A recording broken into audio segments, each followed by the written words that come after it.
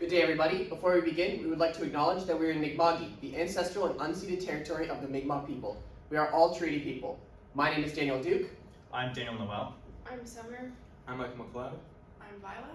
And we are the Northeast Kings Sustainability Initiative. And today we will be talking to you about shining a light on solar, your guide to a more sustainable future. And we thank you all for your time for viewing this presentation.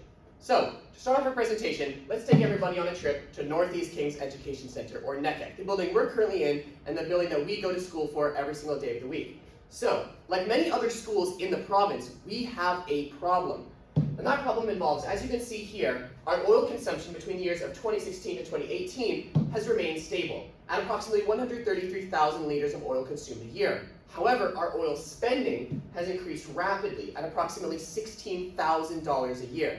And although our data collected here is only in between the years of 2016 and 2018, our principal has confirmed that oil spending to recent years through 2023 has increased even more rapidly. So this is where we come in. This is our plan for school community environmental enrichment, and it will involve helping our community take action on climate, create a clean electricity system for our community and school, and finally, fast track our transition to net zero. And that solution is none other than Solar energy. So you may be wondering, why solar? Well, solar energy is a highly green and renewable source of energy that helps combat rising oil prices while remaining very compatible with their geographical location. Because in Canada and Nova Scotia, with many wide open fields, we can increase maximum yield of energy through more exposure of the panels to the sun. So the expenses that we will propose for this presentation includes $1.3 million plus $150,000 for infrastructure and maintenance. Although this sounds like a very hefty price, it can be combated by the energy buyback plans. We will sell our unused energy back to Nova Scotia Power to increase profit for AVRCE, which will then be used for school functions. So one of the strong local examples in our community that demonstrate a high compatibility with our geographical location is demonstrated in Elmridge Farm Limited. Elmridge Farm is was the highest or largest solar panel array that was privately owned in the entire Maritime provinces. So with a $500,000 total cost, Elmridge Farm covers nearly 100% of the farm's energy usage with solar panels. It'll cover its own cost in 15 years, has an expected 30-year lifespan, and offsets approximately 25,000 liters of oil per week. Greg Garrett, the owner of Elmridge Farm Limited, said it best. In short term, it's costing just a little bit more. In the medium term, it's even or better. And in the long term, I'm way, way ahead. Some of the pre-existing resources that we will utilize in our plan include past energy analysis of our community, pre-existing NECEC clean energy research, and pre-existing heating systems. It is important to recognize that we are not changing our entire heating system, we are just changing our oil-based generator to a cleaner solar-based energy generator. So will our plan improve the school system overall? So our plan will reduce emissions from Nova Scotia schools, starting with our school, increase the savings for AVRCE, providing investment opportunities, and we hope to become a model school and center for education to further other renewable energy initiatives throughout the province and beyond. So what are some impacts of our plan on the industry and local community? So firstly, our plan will produce surplus energy which can be redistributed throughout the community. And our plan also supports local solar businesses through buying and installing and replacing and maintenance of the panels. So our plan impacts the ecological community by reducing the emissions school-wide and hopefully province-wide. So overall, our plan reduces our emissions using a more renewable source of energy, which will be better for our environment. So our plan includes our community as well and the surrounding area. So it provides our community with access to facilities such as our school powered by this sustainable renewable energy.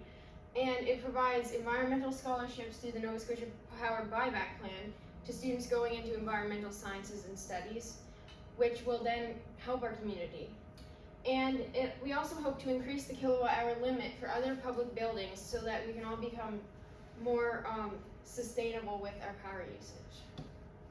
So previous efforts that we have taken to reduce our energy consumption within our school include installing LED light bulbs for the overhead lighting and doing thermal Thursdays where we turn the electricity heating system down 1 degree, and that reduces our oil consumption by $160 worth of oil per day.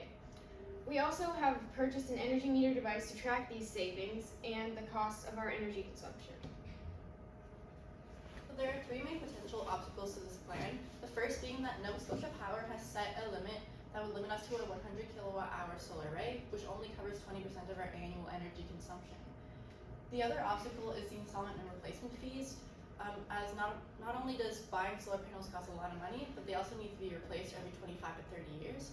And we wanted to help fund this through grants. However, as a public school, we do not qualify for a good majority of grants. This shows a much bigger problem, which is that compared to other provinces such as British Columbia and Alberta, we are much further behind in terms of becoming more environmentally sustainable, as these provinces actually have a much higher limit for their school solar arrays, and they also even offer federal grants for these schools to help achieve these solar arrays. The last obstacle is that if we had the solar panels on the roofs, this would greatly increase our roof restoration costs, as our school has to restore its roofs every so often. However, our school just recently restored its roofs, so it would not be too much of a big deal if we implemented this project anytime soon. And this obstacle can also be combated by using a weighted system, which will use weights to hold down the solar panels on our roofs rather than having to drill them down into them. So in terms of some potential solar panel positionings on our school, we have the gymnasium and the middle school wing in mind, along with putting 1 solar panel onto this field next to our bus loop in order to have some fence around and some information panels so that students can have a general idea of where their electricity comes from and have some potential environmental enrichment on solar energy. This brings us to our next topic, which is the timeline plan, which is very important so you can have a rough idea of what our plan actually is. The first stage is the AVRC approval and the kilowatt-hour limit barrier stage.